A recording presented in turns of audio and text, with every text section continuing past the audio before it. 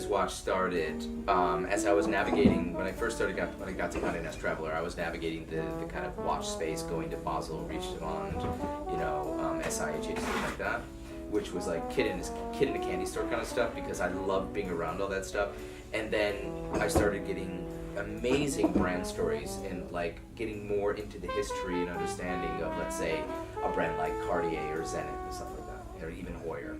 And then I started running into guys with kind of great, intimate, emotional stories of people, and most of the time these guys were not intimate, emotionally kind of available men. They were quite, the exact opposite. But as soon as you started talking about their watches, this other world opened up, and like, I'm a pretty open, emotional guy, I'm a product of an Italian mother and a Cancerian and whatever that means in terms of astrology. Like, I wear that out there, and I was like, wow, there's just great stories here. So I was working with Artisan. We were trying to figure out what a man book was, like, right? And everyone's trying to hit that, like, that target audience. And again, I wasn't thinking like this, I was thinking like this. And then all of a sudden, the idea came, was like, this is a book. And I went to Artisan and they were like, we're not doing a watch book, we just turned that down. I said, it's not a watch book, it's a storybook. It's a storybook about watches. And they were like, we like that idea. How would you photograph it? And here's another perfect case. Stephen Lewis, who's a very, very good friend of mine, who ended up photographing the book, is better than me. Like, he's a still life guy.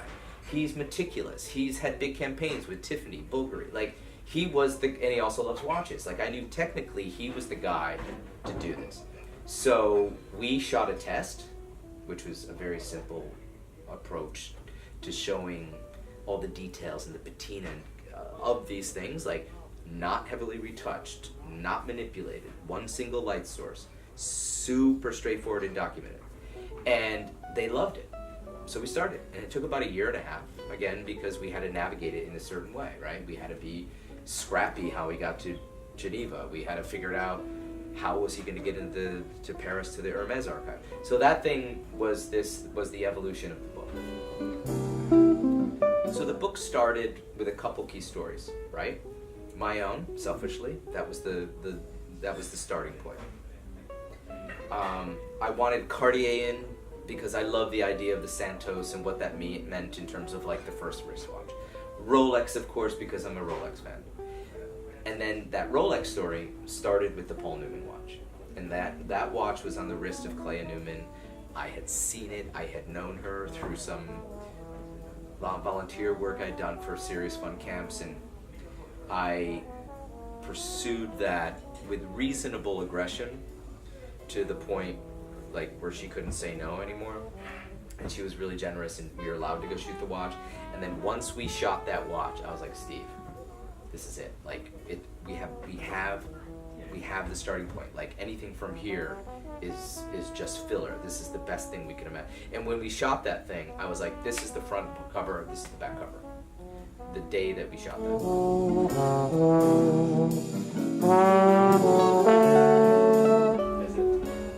I think every archive I visited was phenomenal, right? Because I think to be allowed into that world that most people are not allowed is a very special bit of engagement.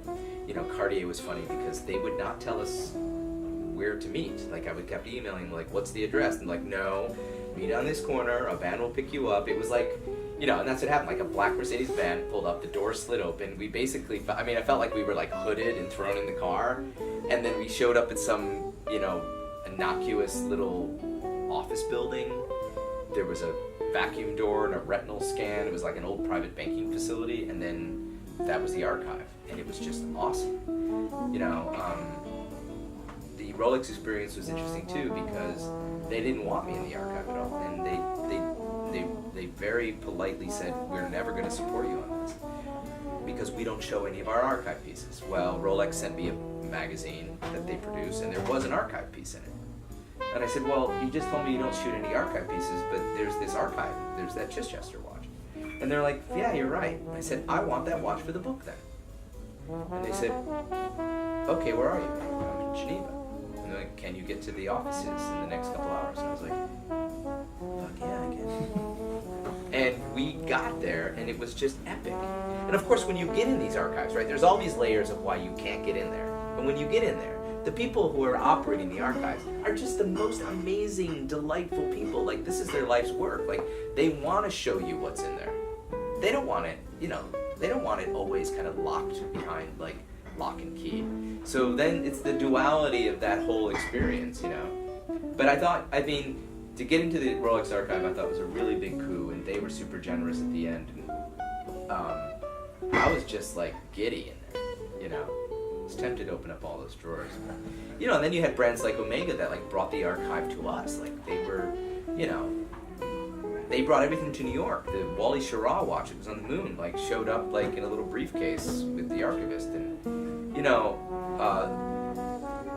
that's pretty special when you're able to touch that bit of history,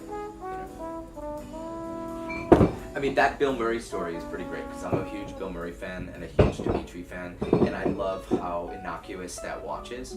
This, like, Indiglo Timex, like, that is such a cool story, and I think maybe we get caught up in the idea of the celebrity of that story, and it's such a weird little watch. But I love the Tom Sachs story about the GQ. There's a guy, Hamilton Powell, that has a great quote where he says, about the idea of, like, winding that watch and what that means to him in terms of time. I thought to have Ralph Lauren tell me about that watch that meant so much to him and his relationship to his father, the intimacy of that, and what a cool, that's the ultimate Ralph Lauren piece, right? You take one thing from something else that you own, vintage, and you combine it, and then it becomes this uniquely Ralph Lauren thing. Like, that is, to me, Ralph Lauren's designs in their essence, right? So I think from the rarefied to the funkified, every story that was told ended up being pretty special to me. Even the Nas story, like, I'm a huge fan of 90s hip hop. Like, to me, that cultural story in terms of watches and music needed to be told. And I tried to track down Jay-Z for probably 12 months. Why didn't you answer my emails, Jay? But, and then when I got in touch with Nas, and I knew he was a watch guy, and I loved the intimacy of that story, and how he touched on the historical elements of, like, what that was in the music, but how he sees it in a contemporary way, in terms of, like, it wasn't the blinged out gold president, it was this beautiful, elegant, kind of rose gold Patek. I thought that was a very interesting arc on how that happened, and I think represents that world the best. The funny thing is like, I've been working on this book for, let's say, a year and a half, 2 years at the end. It came out in November, and it sold out 3 times. So to me, like, it's a weird thing. It's like, this book really hasn't been out very long. But for me, it has been mentally. And I really feel that I don't want to start working on a second edition of this book now, because I do think I don't want to take the power away from this. Do I think there's more extraordinary stories out there? Yeah. I mean, we were at press and more stories were coming in, and my publisher was like, no more stories. So a lot of this has been living on the digital space. I have a Instagram account called Baddest Watch now, that when cool stories come in, I put them up, or if I run into great watches, I put them up, and that's a great organic way to talk about it. A lot of the time you say to people, like, hey, what's your watch story? And then you get a lot of this, which is sweet, but it's not right. It's just like, yeah, I had this awesome watch, and then I, like, lost it, and then I found it, and it's like, awesome story. And you're like, that's not an awesome story, but it's a nice story. Like, the awesome stories are, I think, how we kind of looked at them in terms of the book, the connective tissue to the emotional storytelling. But I do like a lost and found watch story. It's just not second edition material. And I think the next book for me, which again starts at a very selfish place, is A Man in His Car. And I think you have the same kind of emotional connections that are very similar to watches. And I think watch guys are often car guys and vice versa. And I do think there's, again, like, you run across a lot of men. I run across a lot of men in my life that don't seem like open emotional creatures. And when you start talking to them about watches and cars, you start looking at them very, very differently. And I think this is this connection for the man and ... you know. And I'm often asked, like, is there a woman in her watch, you know, and it's like, maybe, but it ain't me. Like, that's not, you know, I think this happened easily for me because it selfishly started with my own story. And my own story, unless I'm going to be transitioning lately, is not a woman in anything. You know, I think there are women out there that should be telling those stories. I don't think I'm good enough to do that. You can keep the transitioning thing in or out of that edit.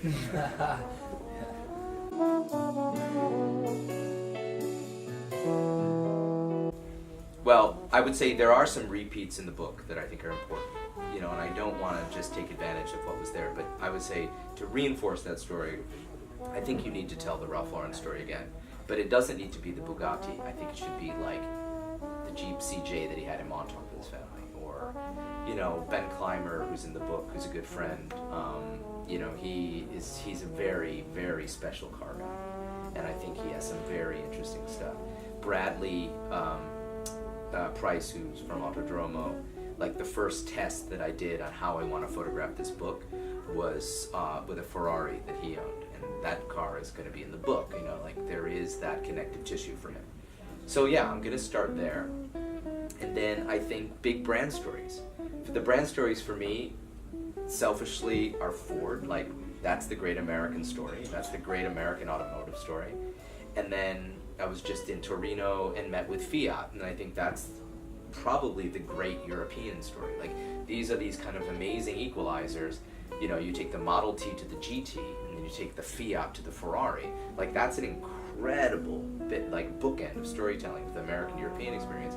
And I think somewhere in the middle you have Tesla, you know, and then selfishly you probably have Porsche and Land Rover in there, right? If you think of terms of, you know, big brand stories. And then from there it becomes all these individual stories. I mean, this is a bigger, much bigger fish to fry. And I think the way that world navigates is this book should not be filled with just like $25 million like hedge fund owned Ferraris. Like, who gives a shit? Nobody is going to want to look at that stuff. I mean, there's stuff out there you can look at, but that's not the story for me. The story for me is, I don't know, that single owner MGB that was owned by your grandfather, and that you paint with house paint and drive cross country in. Like, those are the stories I'm interested in. The conduit of the car is driven by that stuff.